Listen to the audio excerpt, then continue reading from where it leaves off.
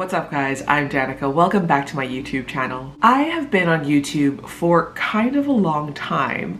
If you scroll back through my channel, I think I probably started uploading videos to this channel in like 2008, 2009. Back then, I think I was just uploading like BlackBerry videos. Blackberries were those handhelds with the buttons. I had them. I loved my BlackBerry. And I used to take videos at fashion shows and at parties I went to when I was just starting out as a fashion reporter. A few years after that, I started uploading travel vlogs and just like videos of recording things that I did for fun and just fun sort of experimental videos with my friends and coworkers. I was doing that mostly for selfish reasons because I wanted to have a record that wasn't just like a photo record of something, but I love that YouTube could give you a look back into like a video moment of your life.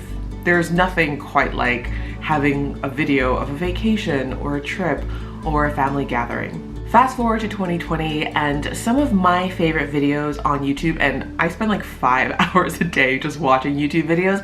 Some of my favorite videos are educational videos and videos that teach you about something, either a skill or a topic. I've never really done YouTube in any sort of like serious way or with any sort of real effort or planning behind it. I love the platform so much and it's always been so fun for me to engage with. Over the past few weeks, I've been spending a lot of time watching content creator motivation videos, and I'm calling it that in my head. I don't really know what the category is, but it's those videos that teach you or motivate you to publish more content online. And what I'm finding is that the common thread among all of these videos is that they recommend, these experts, they recommend that if you are going to post videos online, you should be bringing a level of expertise to the platform. So I thought a lot about what I am an expert in. There's not a lot.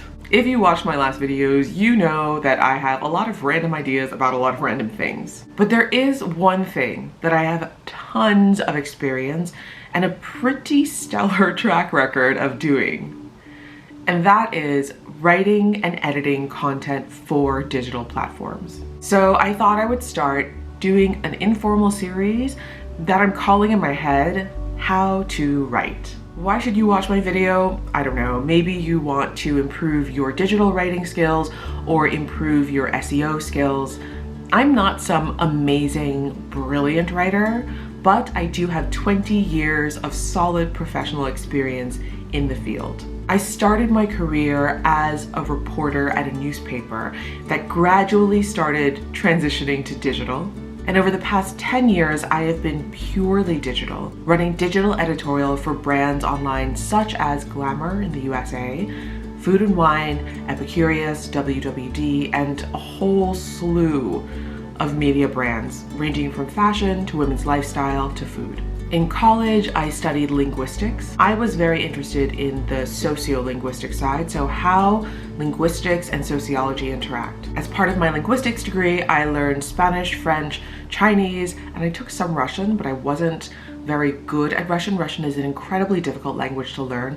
I love the way it sounds, so I took a couple of semesters of it. After college, I lived in Cairo for a year, and I was the presidential intern in the journalism and mass communication department at the American University in Cairo. I later went on to do 2 master's degrees, first in women's studies, and the second in fashion journalism, which is probably the most relevant for this video series. While I was working in New York as a full-time reporter at the New York Post, I also was teaching a college class in fashion writing at LIM, which is one of the biggest fashion merchandising schools in New York City. So that's my intro, and I thought that we would kick off this series with a very simple and straightforward 5 SEO writing tips for digital content creators. Now these are 5 tips that I would give to any junior writer or editor on any professional team that I was overseeing, but these are also great tips for any digital content creator who is interested in optimizing their content for searchability.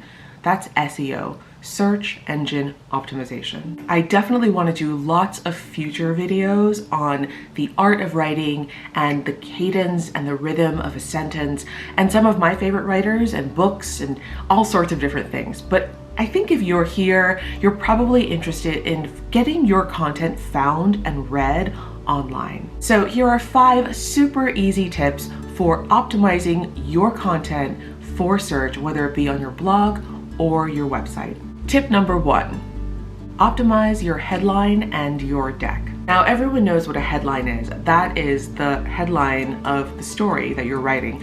But a deck, or a stand first, as some people call it, is the short slug that is the description under your headline before the story actually begins. It's what draws people in to read your story. For Google, the optimal length of your headline is 70 characters, 70. The reason for this is because when you search on Google, and for any screen width, whether you have a 1000 pixel wide screen or a phone screen or an ultra wide screen, the optimal number of characters that shows in any Google search result is 70 characters. What this means is that when you are writing a headline, to get people to click on your story when it comes up in Google search results, is if you put the keywords and key phrases in the first 70 characters of your headline.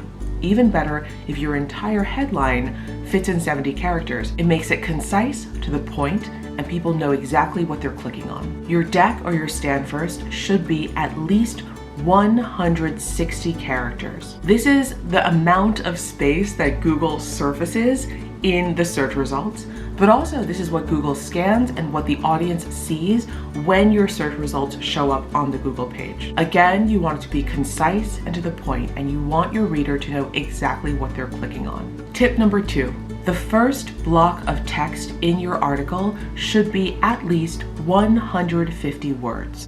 Now, these aren't just a random 150 words. One of the biggest mistakes that I see in all kinds of writing, short form and long form, is that there is a tremendous amount of what we call in the industry throat clearing. Throat clearing is like when you go before you start speaking. In digital writing, one of the most effective things you can do to draw your audience in immediately and keep them on the page and reading your article is to not throat clear and get straight to the point as quickly as possible. There is an art to this. If you clobber your audience over the head with an ultra direct statement right away and you are not writing a news stories should get to the point immediately, right out the door. But if you're writing a feature or a second day story, there is an art to massaging your lead, L-E-D-E, that is a phrase that we use to talk about the intro of a story, of massaging your lead so that it's compelling, to the point, but also artfully phrased so it doesn't feel too direct. You know, like when you read a really great sentence that just draws you in, that's what you're going for. The first 150 words in your story should also contain as many key phrases that are related to the main topic of your story as possible.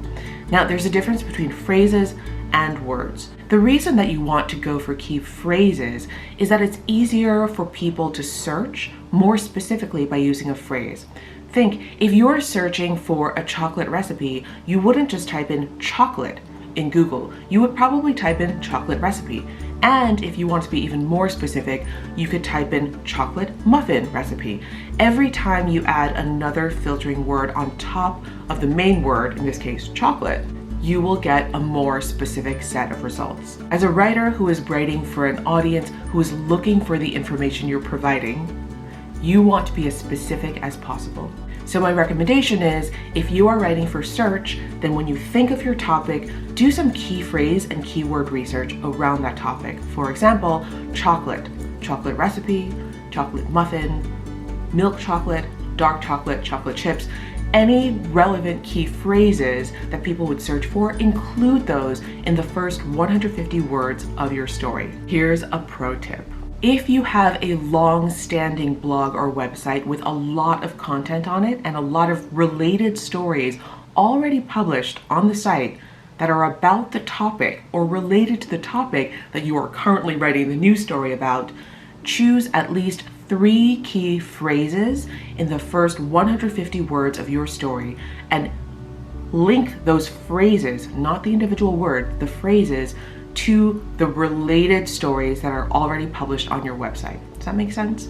For example, if I'm writing a story about chocolate muffin recipes, Then I would link chocolate muffin recipes to existing other chocolate muffin recipe stories on the site, if I have them. The reason for this is that Google knows how many incoming links there are to stories on the web. So this means that when you write a new story and you link chocolate muffin recipes to an old story about chocolate muffin recipes, the old story gets bumped up in search equity because Google knows exactly how many links are directed to that story. Internal linking is a great way for you to help your entire site lift in Google search. Tip number 4. A lot of people forget to do this, but it is so important to optimize your photo names and your photo captions for Google.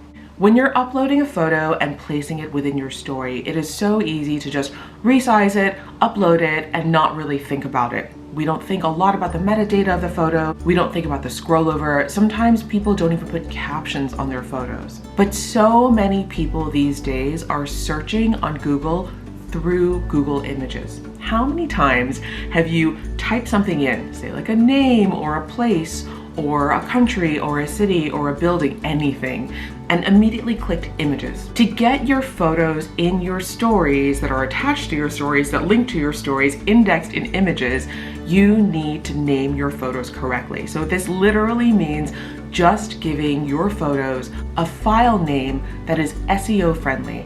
Use key search terms, put dashes in between the words, and you are good to go. Even better, add a caption in the caption field when you upload the photo to your story. When Google scans your stories for photos and these photos end up in images, people are way more likely to click to your story based on the image, if the image is indexed correctly. Tip number 5. This is something I see so many people forgetting to do in the back end in the CMS before they publish their story. One of the most important things for search engine optimization is to optimize the URL of your story. When Google scans a page of content, it starts from the top. And what's at the top? It's the URL. So if you are writing a story about chocolate muffin recipes, make the URL chocolate-muffin-recipes. That is a key phrase. Doesn't matter what the headline is, doesn't matter what the deck is, go for the most optimized search term, the thing that you know people are going to be typing into Google when they search for it. It is also really, really important to fill out the tag fields in your CMS because that becomes the metadata by which Google will comb your story. If you're not sure what the best key phrases and keywords are to include in the tags, the URL, in the first paragraph, the deck, and the headline of your story, there's some really useful tools that are available online at all different price points. I'm gonna leave some of them below, but one that we use professionally, and it's called SEMrush. It's quite expensive for a subscription, but it's an example of a tool that if you are writing a story about a certain topic, you can literally type the topic in to the tool and it spits out, based on search volume, the key phrases and key terms that you should include in your story. One of my favorite things in SEMrush is actually a tool that tells you which search terms and phrases are most high efficiency. So say I'm writing about, like, I don't know, bulldogs, and I type in like bulldogs into this term. You even select the country that you're targeting in terms of audience, and it'll tell you what search terms and key phrases to include in your story that are high efficiency, which means they're very underserved search terms on the web. People are searching for them, but not a lot is coming up. And so it opens a door for you to win the internet that way. I will leave some other free search tools in the description box below that you can try. Google has a bunch of amazing tools that are available to anybody to use, and these will really help inform your key phrase and keyword strategy. So that's it for my first video on how to write. That is my super basic primer on SEO writing tips for digital content creators. Please subscribe if you like this video and give it a thumbs up if you think it was useful. Over the next few weeks, I hope to be publishing a series of videos about how to write, all based on my experience over the past 20 years running digital editorial for major brands. I hope you'll tune in. Thank you so much for watching, and I will see you next time.